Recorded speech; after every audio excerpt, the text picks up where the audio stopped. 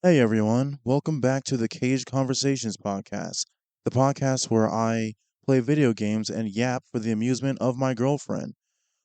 Today, I don't know if you can tell, but I am definitely trying to force the high energy or whatever in this one because not doing too great, guys.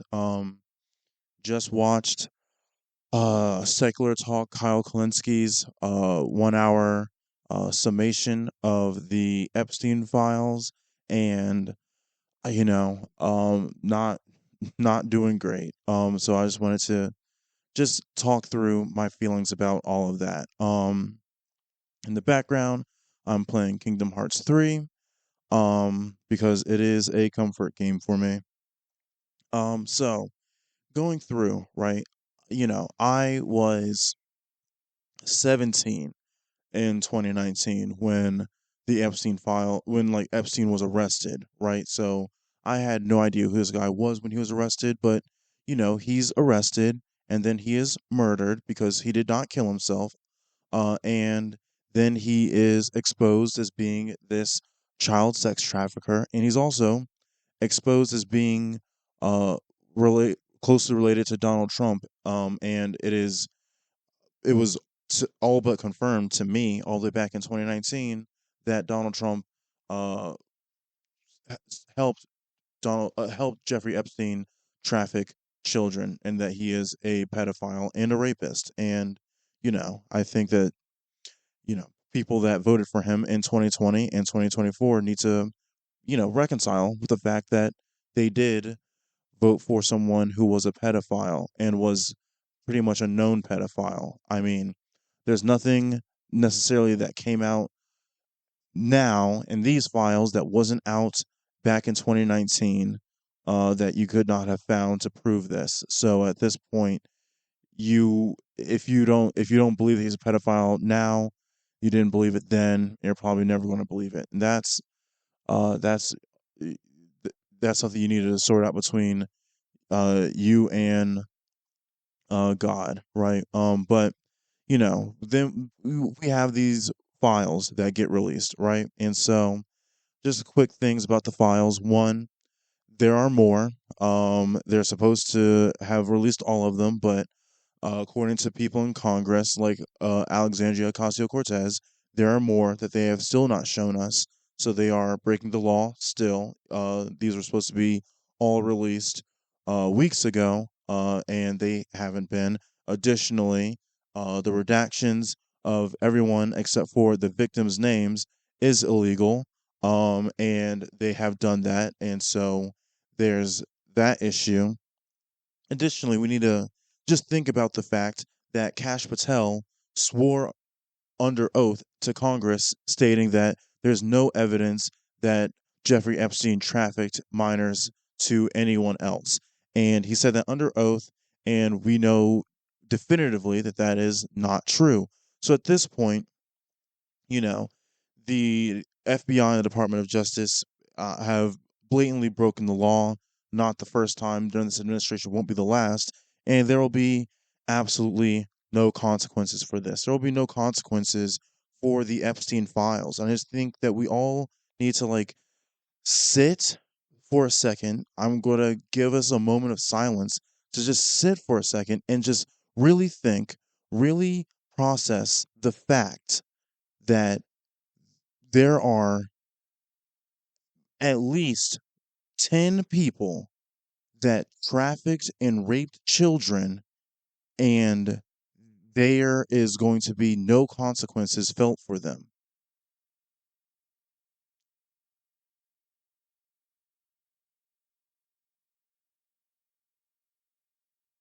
Now that we've let that sink in, I want us to, go through, right? Everything that we've got, right? Apparently, Clinton is set to testify before Congress about this. A lot of people inside the Epstein files, but they're only going to go after Clinton.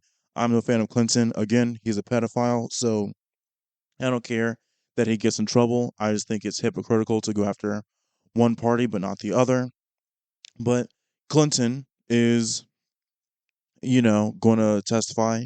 Do we think that he's going to have a shred of decency in his body and go, well, I'm already up, right? I'm already been caught, so I'm just gonna take everyone else down with me. No, a lot of the stuff that's in the files they were in since Obama was president, right? And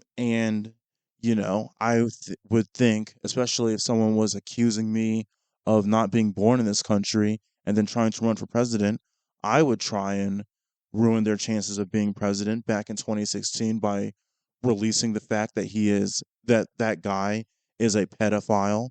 I would have done that. If not as soon as he opened his mouth about me, I would have done that as soon as he won the nomination for the RNC back in 2016, but he didn't do that. And there has to be a real question, right? Why did Obama not go after Trump for the Epstein stuff? And why are there people in Obama's administration that are in a close relationship with Jeffrey Epstein, right? There's been no allegation that Obama was on the island, no allegation that he did anything, but you're out of your rabbit ass mind if you think that you're going to convince me that he didn't know what was up and was part of the conspiracy to cover it up. Then we get into Biden, right?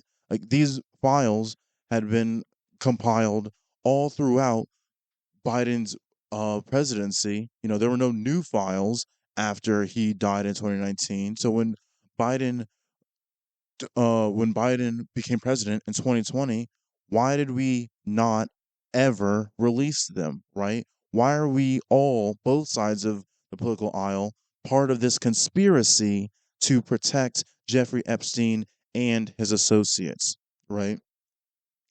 And then we have, and nothing's going to happen to Donald Trump either, as stated. Nothing's going to happen to Bill Gates either, who absolutely was a part of this entire conspiracy.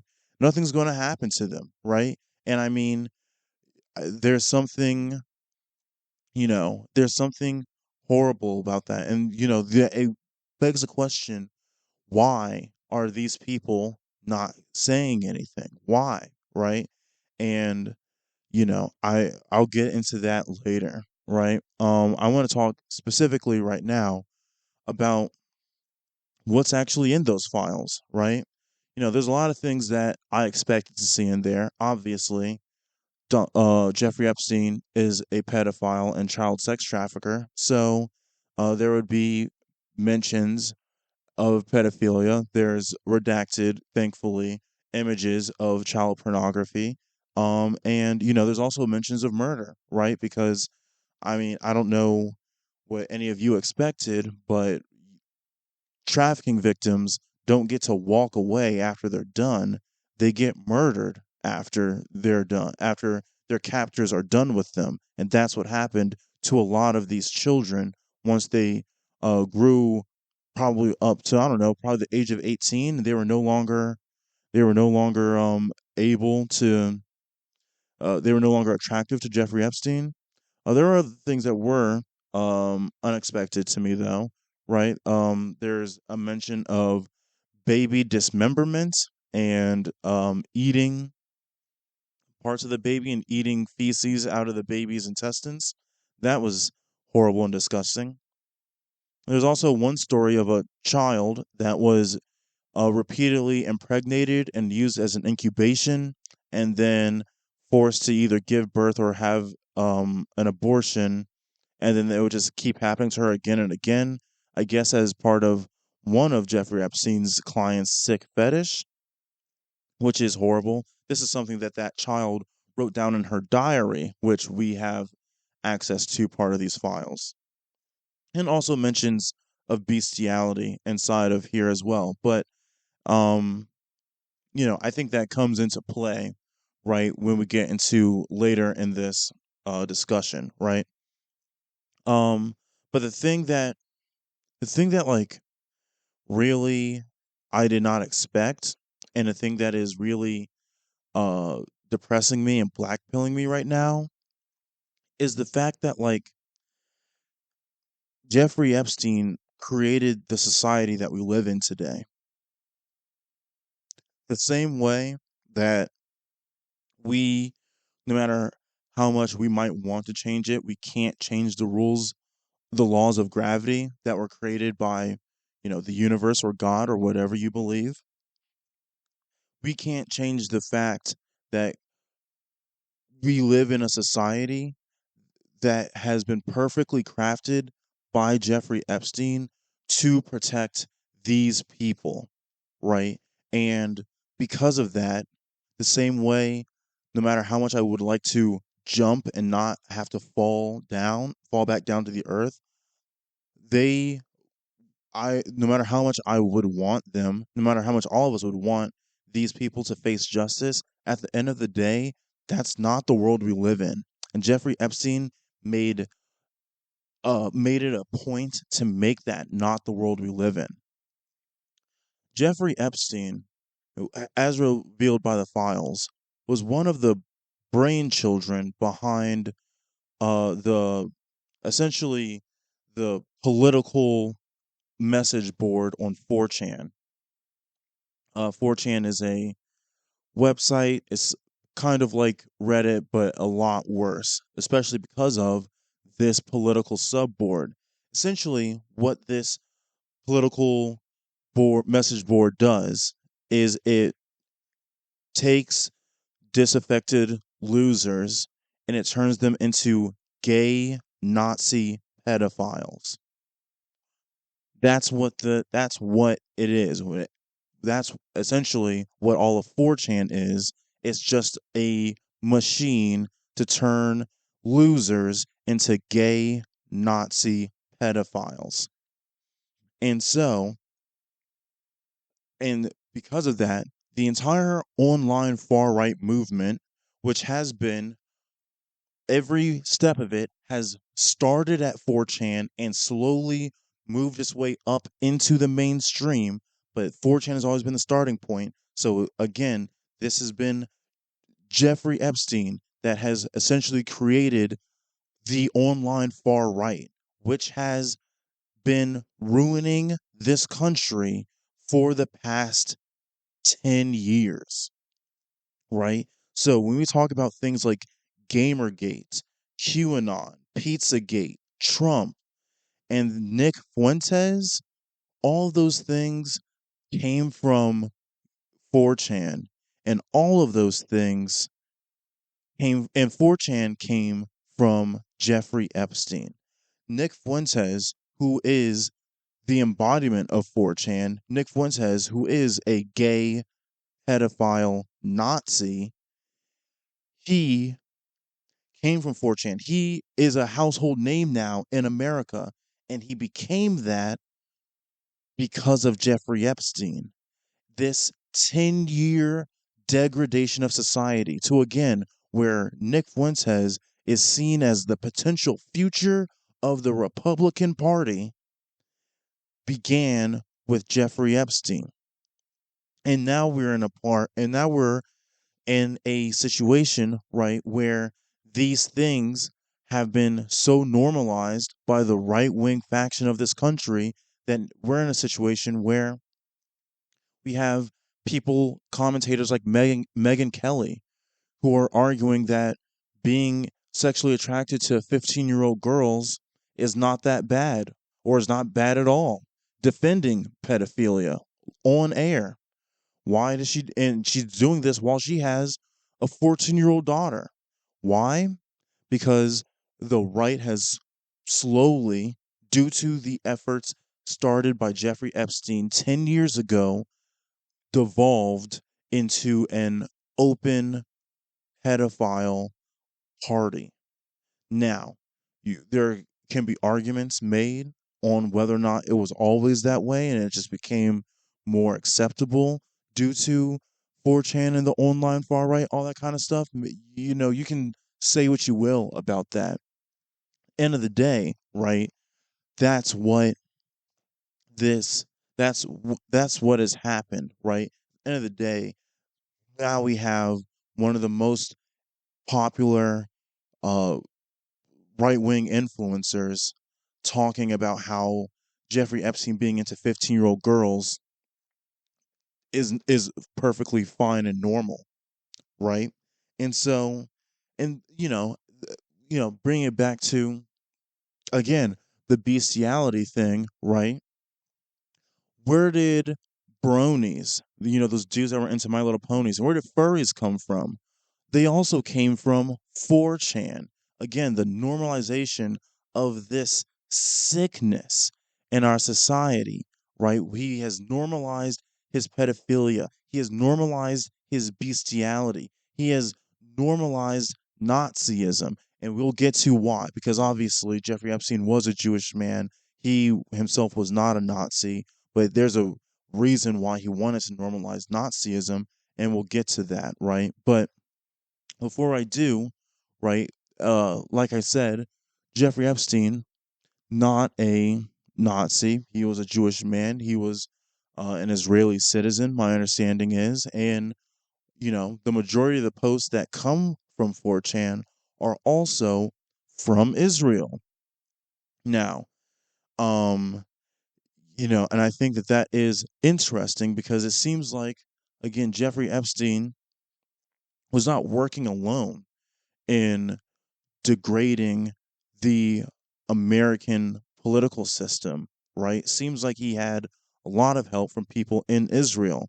And I do not believe that it was necessarily Israeli, citizens. I think it is people part of the Israeli government, same way that Jeffrey Epstein is part of was worked with the Israeli government and had close ties to them. I think that, the same way that we accuse other countries of running these psyops on the American people, I think that 4chan has always been, at this point, I think it's clear that 4chan is a psychological operation that has been attempted and successfully completed against the people of the United States. Jeffrey Epstein, he worked for Mossad, the CIA, and the KGB. Essentially, if you don't know, right, Mossad, the CIA of Israel, KGB, the CIA of Russia, right? These things are, these horrible intelligence agencies that specialize in committing terrorist acts and committing murder and doing surveillance on innocent people, right? So he was a freelancer for them, and he worked for all three of these organizations. And these organizations, they killed for him. There's evidence in these files of him helping people kill for him. That people that were somehow integrated into this network of pedophilia, if they were too much, if there was an issue, they would be killed, right? People from these agencies killed for Jeffrey Epstein. And, there's also information, right? Thinking about RFK Jr. RFK Jr., the official story is that his wife found his diary about his affairs, and then she killed herself. Now, it's become clear that RFK Jr. was friends with Epstein. Did she find out about his affairs with adult women or with children? And if she found out about his affairs with children, did she, unlike Melinda Gates, who clearly decided to stay quiet about the whole thing, did RFK Jr.'s wife decide she wanted to go public, and then she was killed by the CIA or Mossad or the KGB in order to keep this whole thing quiet? I'm not saying that's necessarily the case, but it seems very, very likely. It seems that there's a possibility of that I didn't think of before, right? And so, um, because he worked with all of these agencies, he essentially worked as an international power broker between all these very powerful people and these heads of state. He would introduce people to each other, right? When the uh, former prime minister of Israel stopped being prime minister, he he talked to Jeffrey Epstein, and Jeffrey Epstein pointed him to start working with Palantir. Palantir is the intelligence company that is helping Israel now commit a genocide. Well, yeah, helping them commit the genocide currently in Palestine. That is what Jeffrey Epstein did. He connected people to each other. He and people owed him things. He'd have videos of him of people having sex with children, and then he would blackmail them like, "Now you owe me in order to keep this private," right? And so now that's the situation, and it's one of those things that it is clear, right, that the he worked with all these places, but at the end of the day, his primary the group that primarily benefited from Jeffrey Epstein's operations was Israel, right? And again, another thing that he did with his 4chan uh plan, with his 4chan board, with this thing that he created, again, he made this 4chan website, this message board turns people into Nazis. And so now you have these people online who are Nazis, who are talking about this Jewish question, this idea that somehow Jews control the country, right? This conspiracy. And now, today, you sound just as crazy as a online Nazi when you say those same things about Zionists, right? Because Jewish people and Zionists are not the same. But when Nick Fuentes says that Jews control politicians, it sounds rightfully crazy. But because so many people have been saying that for the past 10 years, now we get to the situation where now left leaning people are talking about how the state of Israel has control over politicians, and people are interpreting that as being the same thing when it's not. But now it's almost impossible to fight against. Now, there's now people that talk about um Zionism and have these Zionist conspiracy theories or whatever, or Zionist concerns about our government. Now they are looked at just as crazily as people these uh that have these anti-Semitic views and anti-Semitic questions and anti-Semitic values, right? Same thing, right? Another thing you look at in these emails, and at least some of them, they seem to be talking in code, and it seems like their code for children is pizza, and that's very weird, right? Because when you think about it's real weird when you think about that compared to Pizzagate, right? Pizzagate was this, again, 4chan conspiracy that the Democrats were using pizza chains in order to traffic children.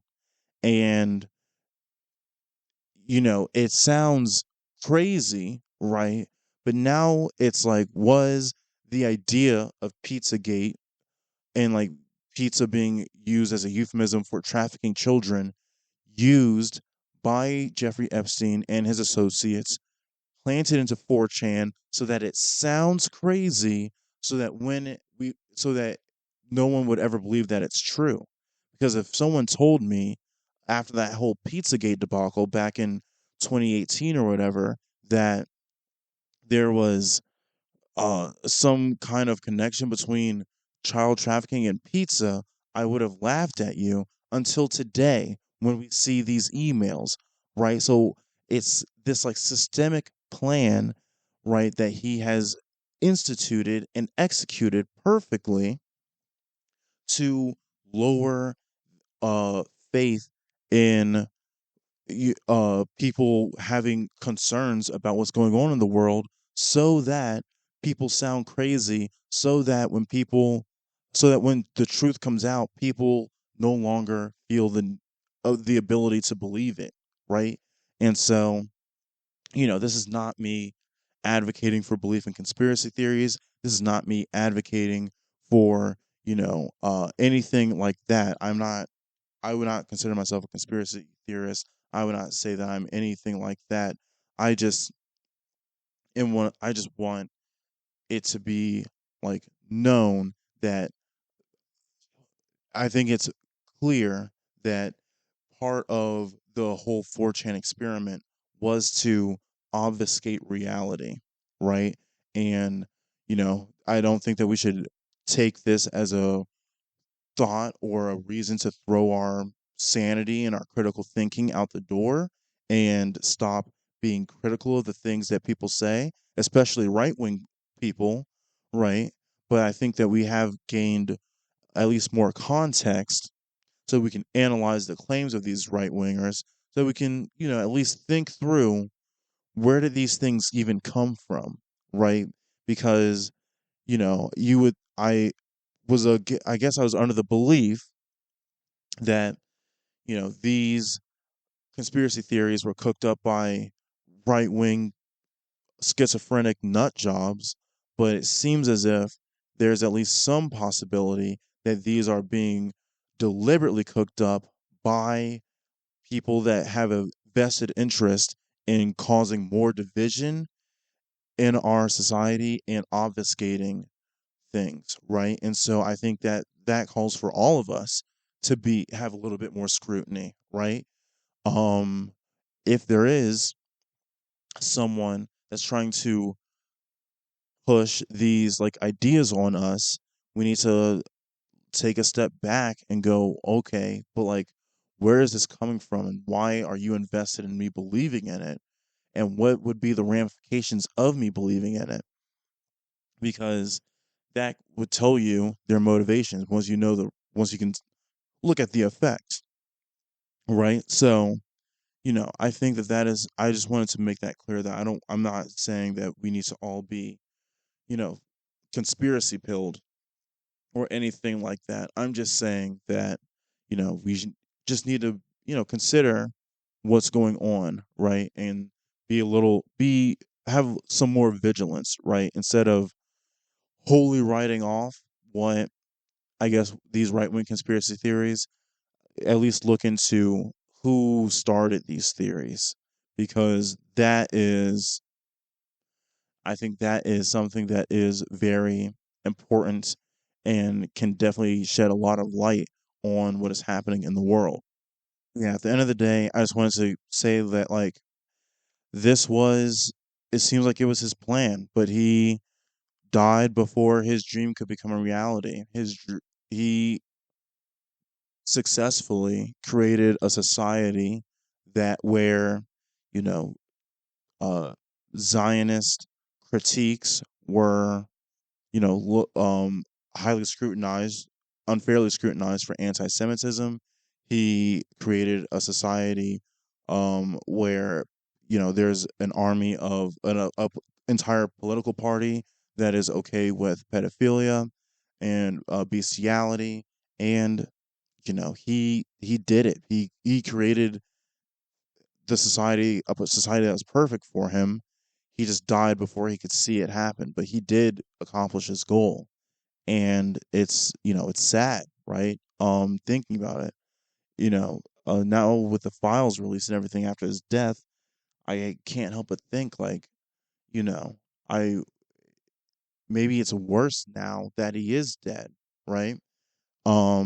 Because what is the end result? What is the result of him being of these files being released? Well, it at least in me, I don't know in you all, but it creates a lack of faith in our institutions, right?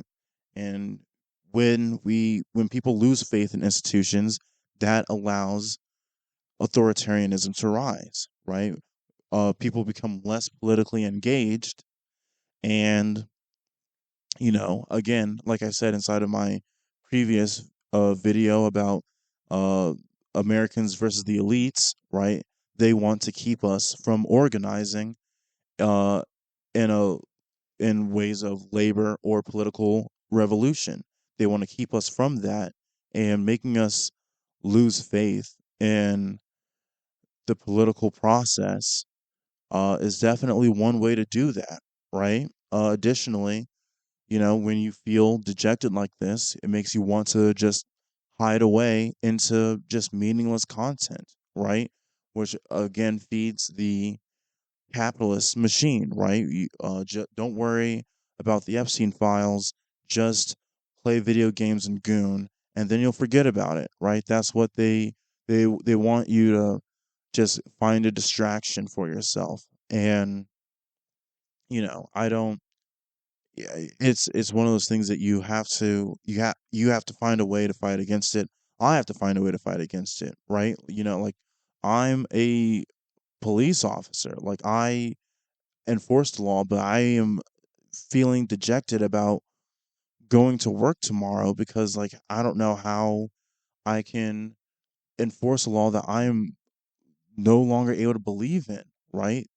That these people are just going to get away with it. Everyone is going to get away with it, from Cash Patel lying to Congress to the uh, FBI redacting names they shouldn't have to all the people that raped those children. They're all going to get away with it. And I have to just deal, right? And, as you can tell again from my previous video, I don't have a very optimistic view of the future. But this definitely made things a lot more pessimistic in my view. And, I think that's something that, we all have to find a way to, you know, psychologically deal with what happened here, right? What is being wh- what we've just been exposed to, and find a way to overcome it so that we can still fight and try and make the world a better place, right? I just want to say another thing that, um I think it's easy to think that well, the monster's dead, so it's over.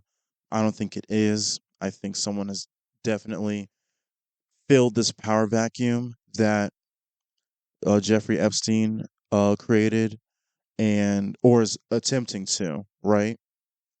Um, I think a good candidate at this point, Barry Weiss, is head of CBS, definitely well connected to Jeffrey Epstein.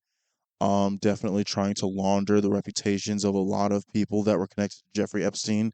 Seems like maybe she's not trying to be the new power broker, but she's definitely, you know, trying to, it seems like, launder these people's reputation and try and contribute to making things worse.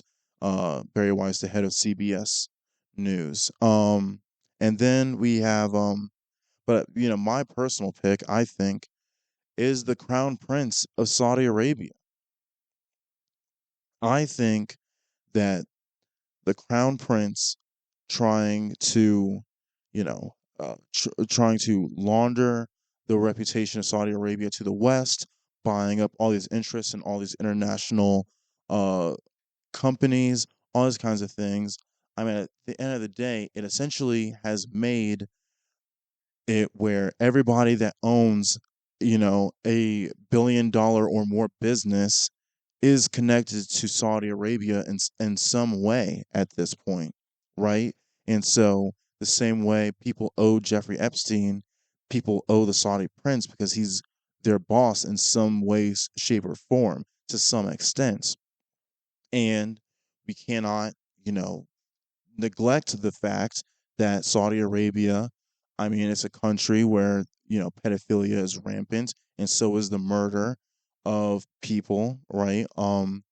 And sex trafficking is also very rampant. I mean, you hear stories all the time. I mean, if you haven't, quick PSA, if you're a Instagram model or whatever, and they tell you you get an invite to go to Saudi Arabia, they're inviting you to go there and then be trafficked, and then like everyone else that gets trafficked, murdered when it's all over, right? So I think that if you were a pedophile, and you are rich, why? Who's a better option for you right now uh than the crown prince of Saudi Arabia, right? Not Diddy, right? He got caught. Um, Maybe he'll rebuild it now that once he gets out. I don't know. At this point, it's hard to say what's going to happen with this. I don't think it's over. I don't think that. I mean, why would these people stop? They're not going to face any consequences. It's just going to be who's going to be the new ringleader, who's going to be the new person that is going to control everything behind the scenes for the next 10 years, right? What is the crown prince of Saudi Arabia going to do to American culture now that he owns a significant part of the entertainment industry, and the fact that he has definitely buddied up to Donald Trump, who again is a pedophile and a rapist and um a known associate of Jeffrey Epstein's, right? Maybe uh Donald Trump can give the crown prince some ideas of how to make a great resort for these people over there in Saudi Arabia. I don't know. I don't know. I just I think that we're in it's a bad time, and things aren't going to get better because things there needs to be consequences for things to get better. I hope that this politically energizes you if you aren't already, right? When Jeffrey Epstein originally died, uh excuse me, when Jeffrey Epstein was originally murdered, and nothing came of it, that definitely shifted my view a lot in terms of political politics and everything, in my view of the elites of this country. And I hope that if you haven't radicalized yet, that you will this will radicalize you, and you start thinking, right, about what we need to do to these people, to stop them permanently and make sure that no one else does these things again, because our government isn't going to do it, because our government works with the people that do this, right? The government, the CIA, like the presidents, all since Obama, are have these ties to Israel, ties to Mossad, ties to all these things, ties to the CIA, obviously.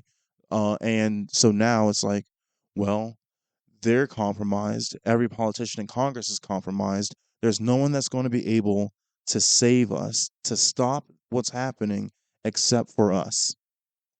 And so we just need to find it within ourselves to do that, to stop this, to find a way to fix what is going on. And I think the first thing that we need to do is build communities so that we can organize, so that we can actually put up a successful fight. Um, Last thing I'll say is, I think that this really is a good culmination of a lot of what I've been saying on this channel so far, right? Um, Jeffrey Epstein's plan wouldn't have worked if you people weren't on 4chan, if you people weren't on Reddit, if people weren't trying to find friends and build community online. If you were normal, if you went outside and you spoke to people and you had friends, you wouldn't. No, Jeffrey Epstein's plan would have failed. At the end of the day, as much as I would love to blame Jeffrey Epstein for a lot of what's going on in this country, at the end of the day, it all goes down to he was able to exploit, and this comes out in the files too. Steve Bannon talking about this plan, right? The plan was to exploit the loser community, the people that are losers in our society and have no intention of fixing it, people that have given up on socialization, on making things out of their lives, on being better. That's what these people target. That's who these people go after. And that's who these people use in order to perpetuate their ends. Donald Trump is president because of the loser community. Jeffrey Epstein was able to ruin our society because of the loser community. The online right is made up of the loser community. And at the end of the day, if we don't find a way to deal with those people, then it's over because we can't win unless these people fix themselves and they get off the internet, go outside, and stop being puppets for the elites. But yeah, that I mean, I do hope I do I hope things get better. But I mean, I think again I see the this whole loser epidemic getting worse, not better. So I don't know. I don't know what we have to do to fix this. I mean, there's a lot wrong right now. There's a lot of avenues that need to be attacked. Right. There's the people that allow themselves to be used by the elites by being losers, and then there's the elites themselves that use these people. Both are equally culpable for the socio-economic and political situation that we find ourselves here in 2026. They're both equally culpable, and there needs to be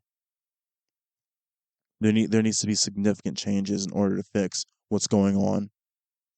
But yeah, like always, if you're my girlfriend, I love you. Let me know what you think next time I see you. If you're not my girlfriend, please like, comment, and subscribe, and try and make the world a better place.